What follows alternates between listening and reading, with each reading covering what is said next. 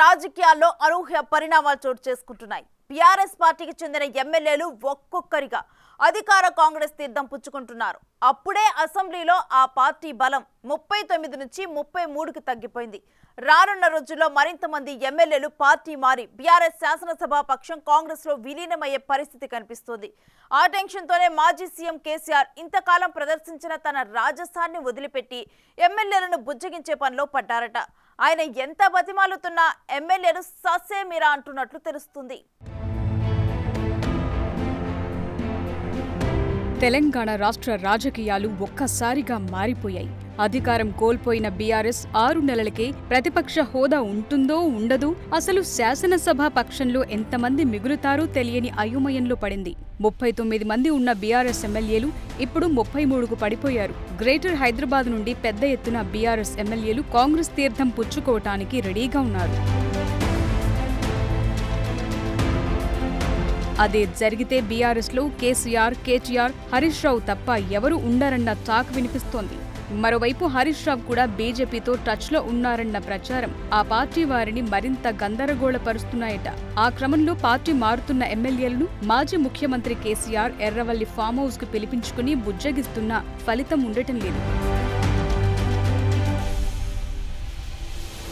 ఇప్పటికే గ్రేటర్ హైదరాబాద్ నుండి Khairatabad MLA Danam Nagender, station Ghanpur MLA Kadiyam Srihari, Bhadrachalam MLA Tellam Venkatrao, Banswada MLA Pocharam Srinivasreddy, Jagtial MLA doctor Sanjay Kumar Congress తీర్థం పుచ్చుకున్నారు. కంటోన్మెంట్ సిట్టింగ్ స్థానం బీఆర్ఎస్ కోల్పోవడంతో 39 మంది ఉన్న ఎమ్మెల్యేలు కాస్త 33కు తగ్గిపోయారు.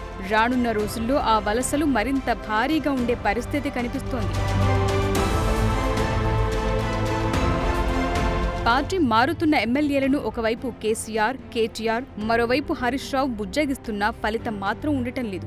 ఎమ్మెల్సీ కవితకు అత్యంత సన్నిహితుడిగా పేరొందిన ఎమ్మెల్యే సంజయ్ కుమార్ స్వయంగా వచ్చి ముఖ్యమంత్రి రేవంత్ రెడ్డితో కాంగ్రెస్ కండువా కప్పించుకుని వెళ్లారంటే గులాబీ పెద్దల బుజ్జగింపులు ఏమాత్రం ఎఫెక్ట్ చూపిస్తున్నాయో అర్థమవుతుంది.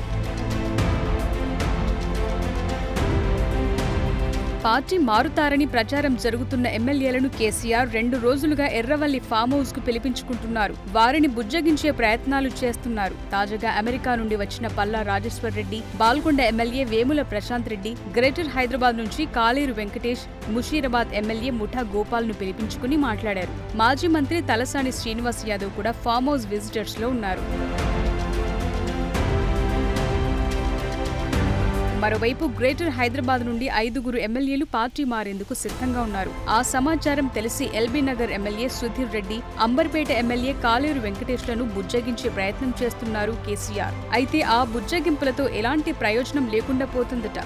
జులై మొదటి వారంలో అసెంబ్లీ బడ్జెట్ సమావేశాలు జరగనున్నాయి. ఈలోపే బీఆర్ఎస్ ఎల్పీని కాంగ్రెస్ పార్టీలో విలీనం చేస్తారని వార్తలొస్తున్నాయి. అధికారం కోల్పోయిన 6 నెలలకే 10 ఏళ్ల పాటు అధికారంలో ఉన్న బీఆర్ఎస్ ఉనికి ప్రశ్నార్థకంగా మారింది. ఒకవైపు అవినీతి ఆరోపణలు ఒక్కొక్కటిగా బయటకు రావటం, ఢిల్లీ లిక్కర్ స్కామ్లో కవిత జైల్లోనే ఉండటం, విద్యుత్ కొనుగోలులో భారీగా అవినీతి, గొర్రెల స్కామ్లో 700 కోట్ల రూపాయలు పక్కదారి, నీటి ప్రాజెక్టుల్లో అవకతవకలు ఇవన్నీ కేసీఆర్ మెడకు చుట్టుకోబోతున్నాయి. అలాంటి పరిస్థితుల్లో ఉన్న ఆయనతో మనకెందుకులే అని ఉన్న ఎమ్మెల్యేలు తలో దారి చూసుకుంటున్నారట.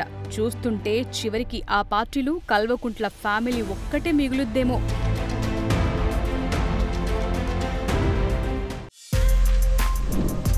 For more videos like this, subscribe Big TV channel.